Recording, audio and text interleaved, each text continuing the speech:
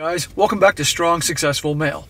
So for today, I'm going to go over an article titled, "Why Are So Many Professional Millennial Women Unable to Find Dateable Men?"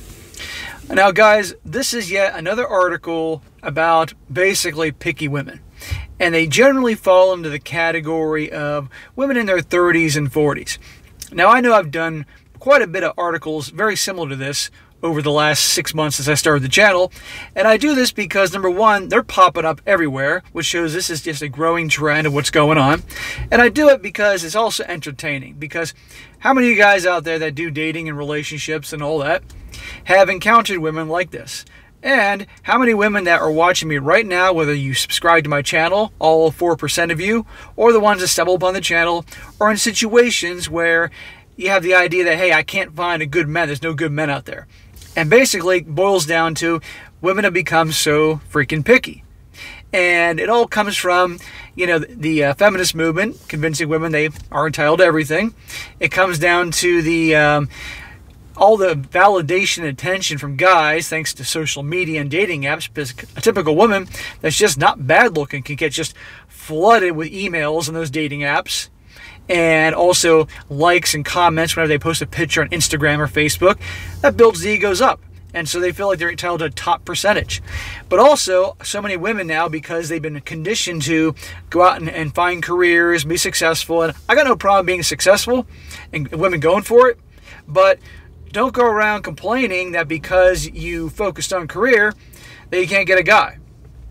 Or because there's no good men out there, because that's horseshit. There are plenty of good guys out there. The problem is, you got a big chunk of the women in their late 20s, but primarily 30s and 40s, that are single but want a man, but only will settle, or let me rephrase that, will only go for a guy that has a college degree or more, advanced degrees, usually more than that in this day and age, probably a master's or something, makes 6 figures, is 6 feet tall, 6-pack, all these other things, white collar job.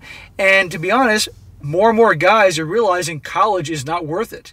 They realize, they look at the costs that, hey, I don't want to be burdened with all these student loans to get a degree that's going to only get me a certain amount of money per year, and I'm going to be paying off these loans forever. It's just not worth it. So these guys seek other options. They get themselves a good solid trade or some other job that doesn't require a college education. They do well, and they don't have these big loans. But to a lot of women out there, these guys they're undesirable because they don't have the degree. Even though a guy they may see as desirable, who has the status they want, could be up to his eyeballs of student loan debt for decades. Makes no sense, but logic and reason is gone in the picture when it comes to women, and particularly in terms of attraction and trying to rationalize these things. So you got all these women that think there's no good guys out there, which is horseshit. And you're going to have all these women out there that are out complaining there's no good guys, and ultimately will blame us for the lack of it. And it's ridiculous. Now this article isn't women blaming us, but it's talking about the subject which is coming up more and more. And a lot of these women that complain there's no good men out there and blame us, they're the ones that are going to start YouTube channels and blame guys because there are no good guys out there. We need to get our stuff together or man up and settle. That's a whole other category. So I'm going to go in this, guys. You'll see what I'm talking about. Starts off saying, "My millennial age girlfriends and I never doubted that we would accomplish all our life goals. Everything thus far has pretty much gone according to our plans. We are accepted into the right college, landed the dream job, and developed a network of amazing friends. Our apartments are beautifully decorated, and we have a closet full of stylish clothing. Romance hasn't been entirely sidelined, but we don't waste our time trying to cultivate a relationship unless someone is really amazing." Guys, that first paragraph pretty much sums up every single woman I know that are in their 30s and 40s, whether there are women that I have dated or am dating, women that I'm acquaintances with, women that are friends of friends, women that are clients, or just women I hear stories about from other friends. It's unbelievable, and they're all the same thing. They get to that point, and they have all these things like she described in this paragraph, but they can't find a guy unless they are really amazing like what was just said here. Again, you only have a small percentage of guys that can meet all those requirements. And those guys, as I'm going to get into more, those guys are either married, so they already got a younger woman, gay, or these guys have woken up, so to speak, and they're not interested in getting together, anything serious, because they know how things work in this day and age. Or these same guys, the top percentage guys, they don't want a woman in their 30s and 40s. They want the women in their 20s. And guess what? They can get them. So the women got to stop being so picky. But you're going to see as this article goes on with the direction that the author of this takes things. She continues, but now a growing number of millennial women are beginning to fret over unanticipated consequences of prioritizing our careers before love. And I only need to look at my group of friends to see this reality. Again and again, year after year, my successful, gorgeous, and amazing friends remain kissless on New Year's Eve and Valentine's Day and on the 4th of July. The only dateable men we encounter are either either attached, gay, or otherwise involved in it's complicated situations. Those are probably the guys that understand female nature and aren't going to get serious, but are more than happy to have a little fun. Those are the it's complicated guys. We are coming to the realization that we were unwittingly playing a game of musical chairs while everyone was pairing up.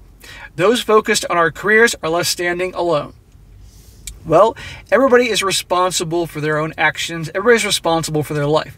I don't want to hear the blame on we were told to do this and we were told to do that, go have careers and all that, and therefore, woe is me, it's not my fault that I'm in my 30s and 40s, want a man, want a family, and I'm alone.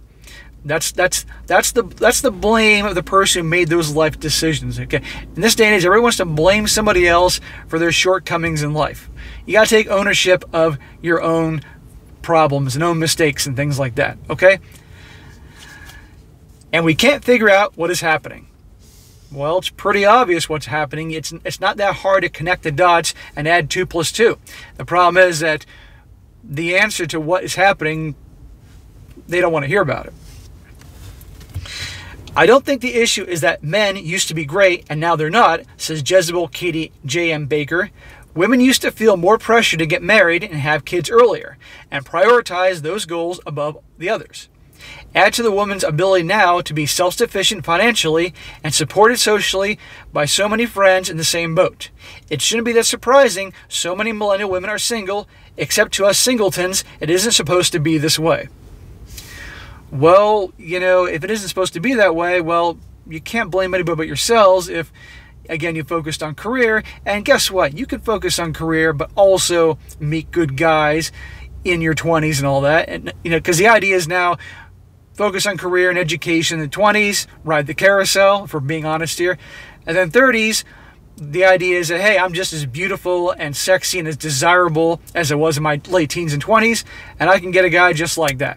And let me make something clear.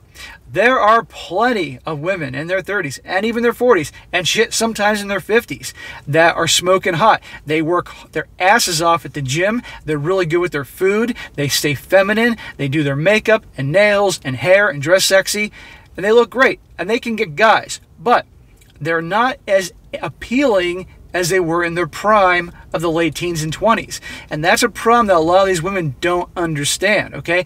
And they complain about guys all caring about looks. Well, men are visual creatures. We're driven biologically for the most beautiful, physically fit, fertile woman. I mean, that's how we are naturally, okay? So you can't blame us. And women have things that drive them that men can't blame. Men can roll their eyes, be annoyed about it, but it's just nature. If we're being fair and honest here. Continues, when it comes to romance, millennial women are typically described using several broad strokes that don't reflect nuance or contradictions. We are the hookup generation. We are afraid of commitment.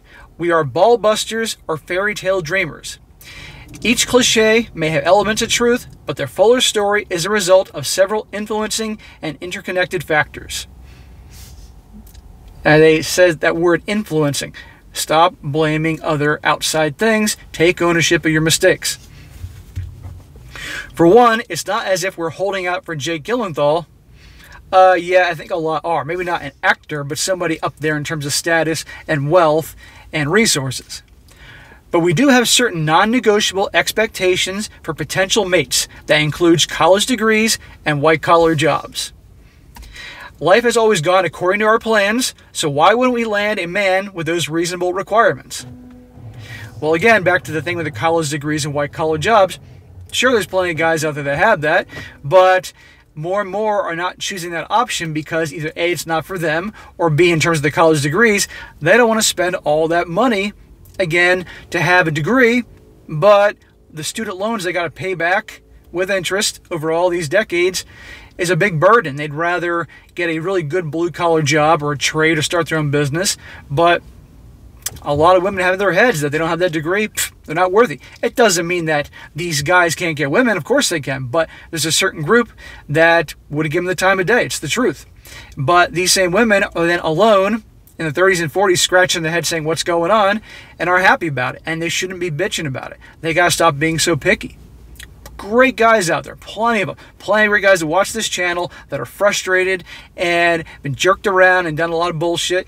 But if some of these women would cut the bullshit and wake up and realize they're being a little, actually, let me rephrase that, not a little, a lot picky, things would be different. I have a friend.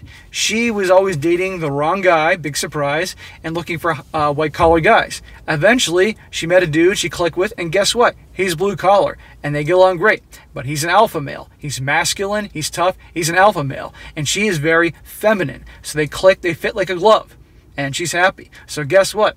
It isn't a big deal. Goes on. This unwillingness to settle for less than we think we deserve is joined by a lax attitude toward searching for potential mates. We're busy dominating the world. We don't have time to hang out at bars. While some of us explore online dating or take a more proactive approach, the majority of millennial women have long assumed we will meet Prince Charming via friends or through their own social circles. Why should we waste our precious time and energy unless we meet somebody we really connect with and care about? Asked Baker. I think it's great that millennial women are picky and don't feel as much pressure to be in a monogamous relationship as did previous generations. I do think all millennials, not just women, are used to the idea of being able to curate experiences. That's why so many people are into online dating, because you can pick and choose character traits, and that makes people wary about settling down, especially when in a city like New York, there are so many options. When you have shitloads of options, it's easy to just go swipe, swipe, swipe, next, and there's a point there's too many options that you become too picky. But when there's only a little bit, that's a different ballgame. And with regards to waiting for Prince Charming isn't just going to show up. It doesn't work that way. It's not like you can just hope it's going to happen and Amazon Prime's going to deliver Prince Charming on your doorstep with a bow wrapped around his neck. It doesn't work that way. You got to get out there and meet people and talk to people. And guess what? First of all, the whole fairy tale Prince Charming thing is horse shit. But also, good luck. It's not going to happen. Goes on. Unfortunately, these assumptions bump up against the growing inequality between two genders. Millennial women have taken it for granted that they will pair up with equal partners. But increasingly, there aren't enough of these men to go around. That's what I've been telling you. Women now outnumber men on college campuses, and single, childless women out-earn their male counterparts. In fact, as author Liza Mundy writes in her book, The Richer Sex, millennial women are increasingly finding two options when it comes to romance. Marry down or don't marry at all. Now, obviously, when they say marry down, they're referring to a guy that has less education, less status, maybe makes less money, okay? Like my friend who married a guy, he's a blue-collar guy, but he's an alpha male, and she likes that. He's take charge, and he's tough. She's a banker. She obviously makes more money than he does, but in this situation, it works, okay? There are a lot of times when I've done stories where a guy, the wife makes more than he does, but he's a stay-at-home Mr. Mom, and she ends up cheating on him and sees him as feminine because he's not out there doing what a man normally does, works, provides. This guy, my friend, both of them, but my friend, he works too, okay? And he definitely puts her in her place, and she likes it. But yeah, they want to get a guy because obviously less guys are going to college and all that. They got to marry a guy that isn't in that category, or be alone. But if you're going to be alone because of your choices and actions, don't bitch about it. We don't want to hear it.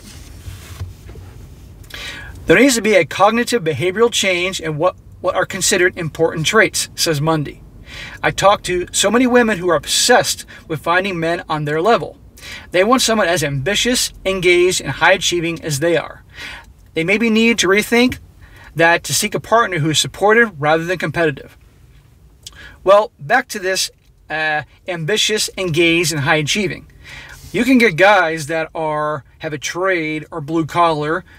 They don't have college educations or master's degrees that, believe me, are ambitious, believe me, are high achieving. Now, I don't know what she means by engaged, but in terms of ambitious and high achieving, these type of guys will have a trade or blue collar job, learn how to do it, and start their own businesses and grow from there and build their empire. Believe me, that's high achieving and that's ambitious.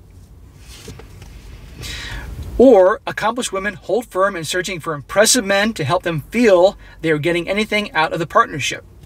They have this list of qualities: smart, has a job, knows something about culture or the world. That seems pretty reasonable. But so few men meet these requirements, says Melanie Schreffer, a marketing consultant of Millennial culture.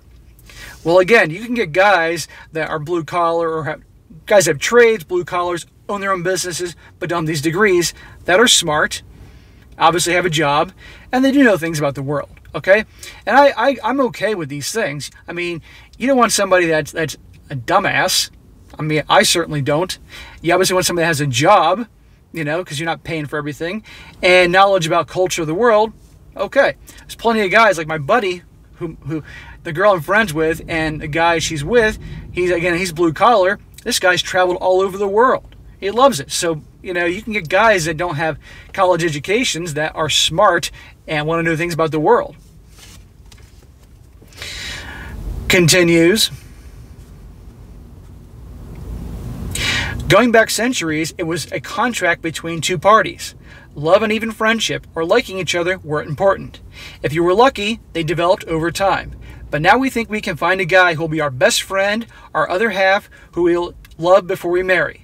Finding that in a guy that we also find attractive makes the probability of finding a good match even less. I think this is complete nonsense, but this is the article, okay?